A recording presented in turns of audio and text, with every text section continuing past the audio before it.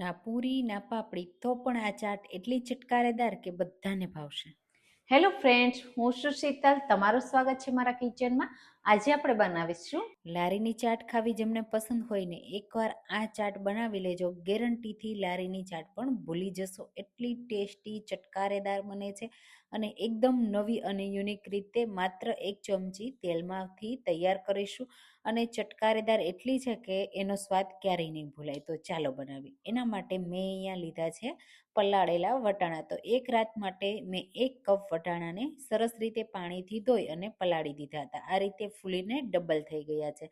તો હવે બધું પાણી કાઢી અને વટાણાને એડ કરી દઈશું કુકરમાં. હવે વટાણા સાથે જ આપણે એડ કરીશું બટેટા. તો છાલ કાઢી એડ કરવાના છે. મેં 3 નંગ બટેટા લીધા છે.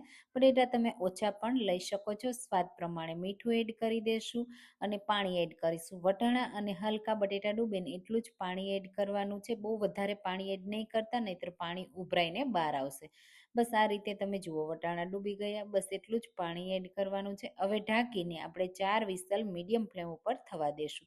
ત્યાં સુધીમાં આપણે એક સ્પેશિયલ આ ચાટ માટેનો મસાલો તૈયાર કરીશું. તો એના માટે 2 ચમચી જીરું અને સૂકા લાલ મરચાં, એના બી કાઢી આપણે એડ કરવાના છે. તીખા છે ને એટલા માટે મેં 3 થી 4 જ લીધા છે. જો મોડા હોય તો 5 થી 6 લેવાના. સરસ રીતે બંને વસ્તુને સરસ રોસ્ટ કરી લેવાની, શેકી લેવાની, હલકો એનો કલર ચેન્જ થઈ જાય ને ત્યાં સુધી. તો તમે આવી વટાણાની ચાટ તો જરૂરથી બનાવી હશે, પણ આવી યુનિક ચાટ એકવાર ટ્રાય કરજો, ગેરંટીથી તમને બહુ જ ભાવશે.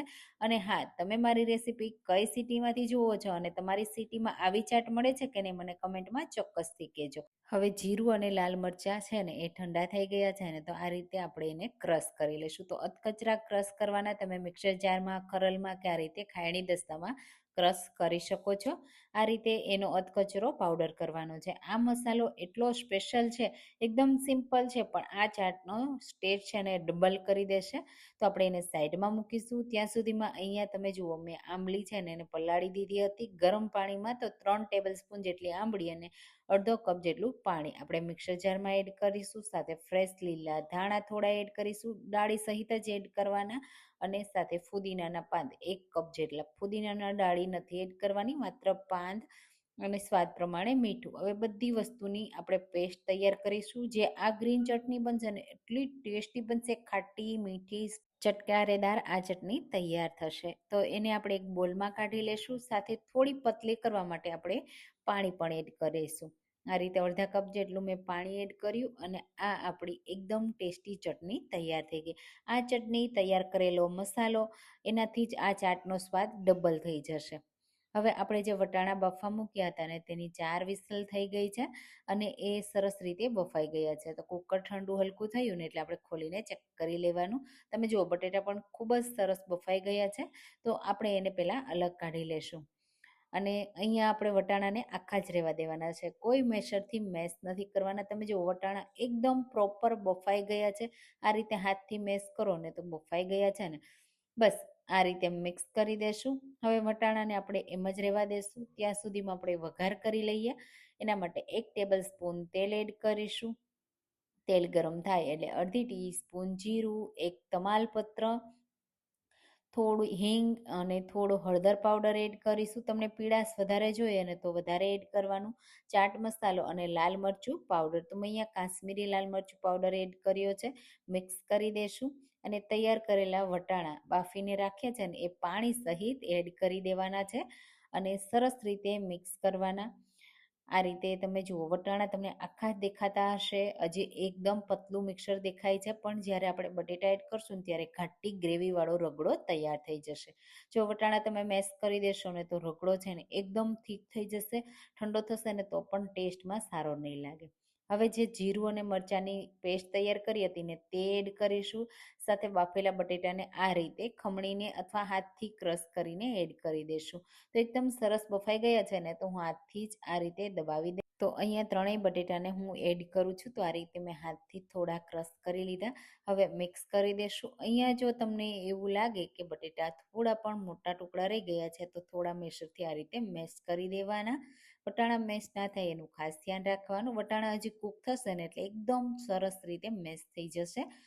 હવે અહીંયા તમને જો ગ્રેવી થીક જોઈએ ને તો આ રીતે જ રાખવાનું, અને પતલી જોઈએ ને તો આ રીતે થોડું પાણી એડ કરવાનું. હું 1 કપ જેટલું પાણી એડ કરું છું. મિક્સ કરી દેશું. મસાલામાં ખાસ કરીને મીઠું તમારે એડજસ્ટ કરી લેવાનું. પહેલાં આ રીતે બધું મિક્સ કરી દેશું. હવે અહીંયા આપણે થોડું સ્વાદ પ્રમાણે મીઠું એડ કરીશું. બાફતા વખતે પણ મીઠું એડ કર્યું છે, ચાટ મસાલો એડ કર્યો છે, એટલે એ પ્રમાણે મીઠું એડ કરવાનું. અને હજુ આપણે આગળ ચાટ મસાલો એ બધું એડ કરશું, એટલે આ સમયે મીઠું એકદમ ઓછું જ એડ કરવાનું. મિક્સ કરી દેશું અને હવે ચાટને 2 થી 3 મિનિટ માટે કૂક કરી લેશું. આ રીતે તમે જુઓ, જેમ જેમ કૂક થશે ને એમ ઘાટો રગડો તૈયાર થઈ જશે. તો આપણો રગડો રેડી થઈ ગયો. ગેસની ફ્લેમ બંધ કરીશું અને એક વાસણમાં આ રીતે ગરમ ગરમ રગડો કાઢી લેશું.